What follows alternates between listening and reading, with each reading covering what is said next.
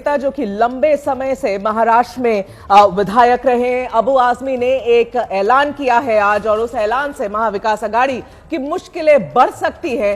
अबू आजमी जी अभी हमारे साथ जुड़ रहे हैं लाइव। अबू आजमी जी, एबीपी से बात करने के लिए धन्यवाद आपका। और शुरुआत में करना चाहूंगी, हुआ क्या ये अचानक से आपने जो आज अनाउंसमेंट करी है, ऐलान किया है कि आप महाविकास आघाड़ी के पार्ट अब नहीं रहना चाहते हैं। पहले औपचारिक तरीके से बताइए कि क्या आप लोग ने अलग होने का मन बना लिया है या फिर आज आप सिर्फ धमकी दे रहे हैं? नहीं, मैं कोई धमकी नहीं दे रहा हूं। हमारे पास 2 एमएलए हैं, क्या धमकी देंगे हम? और जो है अपोजिशन के पास कौन सी ताकत है कि हमारे हट जाने से उनकी सरकार गिर जाएगी? ऐसा है कि समाजवादी पार्टी एक आइडियोलॉजी पे चलती है जो सेकुलरिज्म की प्रहरी है। समाजवादी पार्टी का शुरू से श्री मुलायम सिंह यादव जी ने हमेशा हर जात हर धर्म के लोगों के साथ इंसाफ किया है।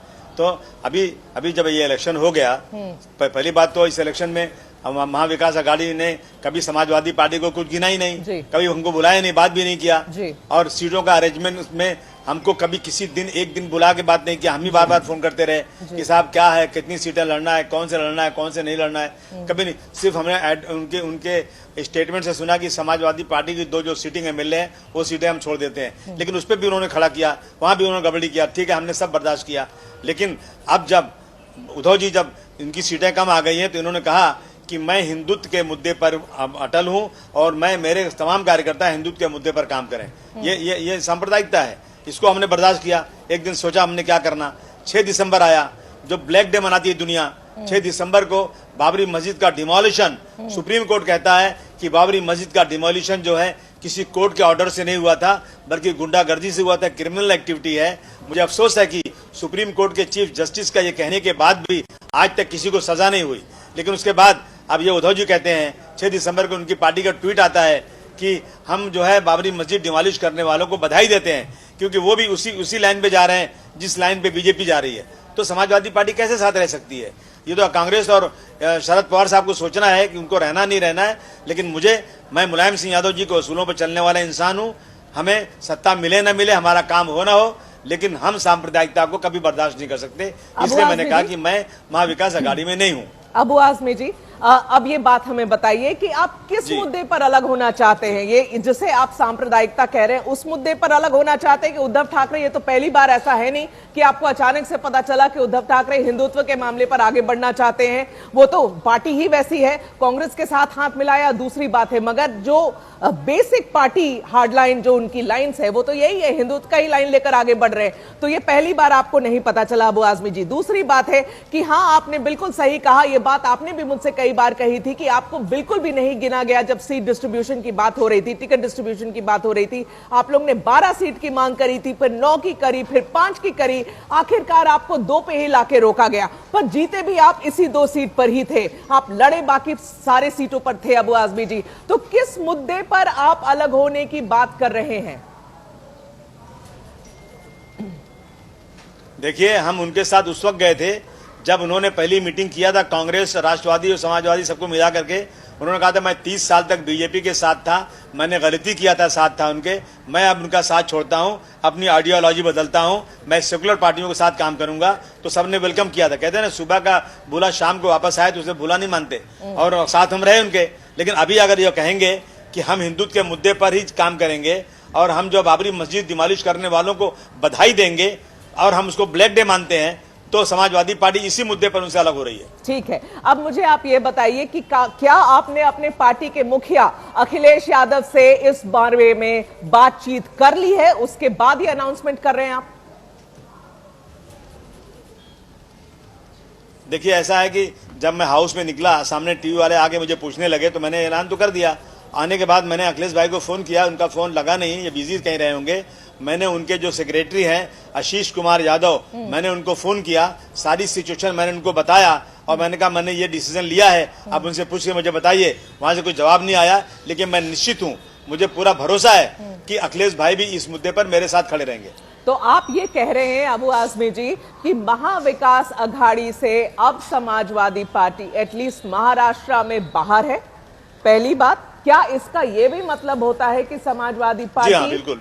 हाँ, बिल्कुल बाहर है, बिल्कुल बाहर है। क्या इसका यह भी मतलब होता है कि समाजवादी पार्टी इंडिया अलायंस में रहेगी या नहीं रहेगी, उस पर भी अब विचार होगा?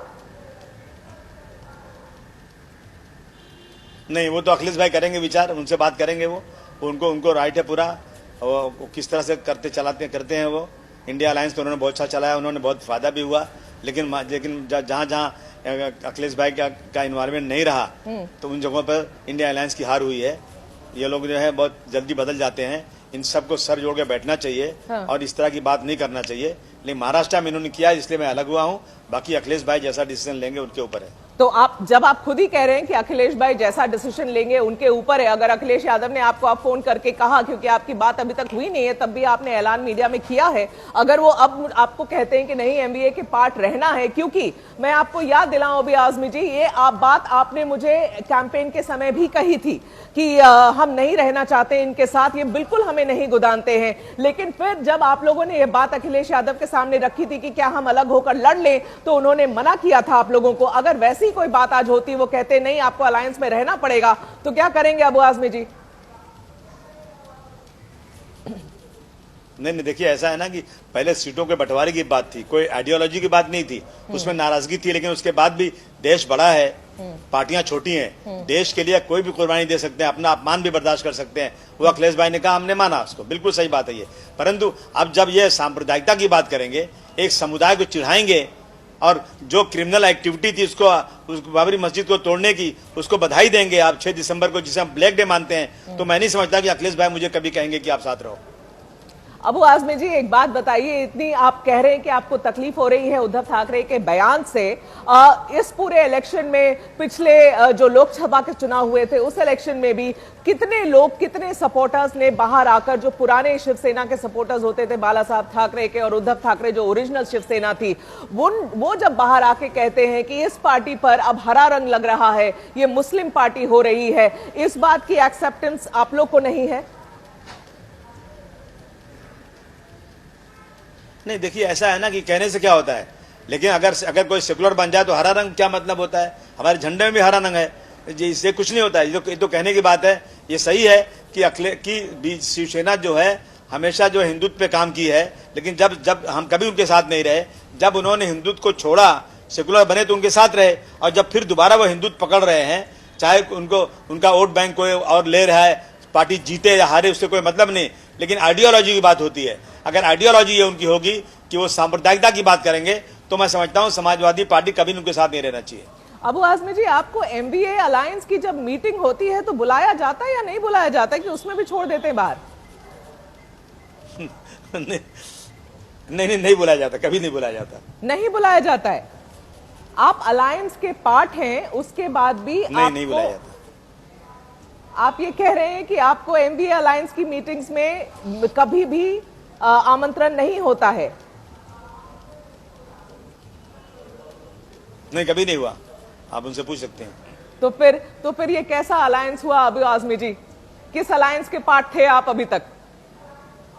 हमने कहा ना कि हम सुनिए, हम यहाँ पर अलायंस में छोटी पार्टी हैं, हम इनसे सीट मांगते हैं। उत्तर प्रदेश में हम देने वाले, हम उनको सीट देते हैं, वहां पर हमको अवॉइड नहीं कर सकते, यहाँ हमको अवॉइड कर रहे हैं। अच्छा। और हमने फिर भी उस अपमान को बर्दाश्त इसलिए किया कि देश बड़ा है, अगर सब साथ में रहेंगे तो सांप्रदायिक पार्टियां चुनकर ना आने पाए, इसलिए हमको टिकट मिले, कम मिले, ज्यादा मिले, हमको बुलाएं नहीं बुलाएं, दैट इज एक इश्यू तो है, लेकिन उससे बर्दाश्त किया हमने इसलिए कि सेकुलर एक अलायंस अच्छा बनना चाहिए। लेकिन जब वो अलायंस में कम्युनल बात शुरू हो जाएगी तो फिर हम नहीं रह सकते। ठीक है अबू आजमी जी, आप कह रहे हैं वो कम्युनल बात कर रहे हैं, आपकी पार्टी नहीं करती है।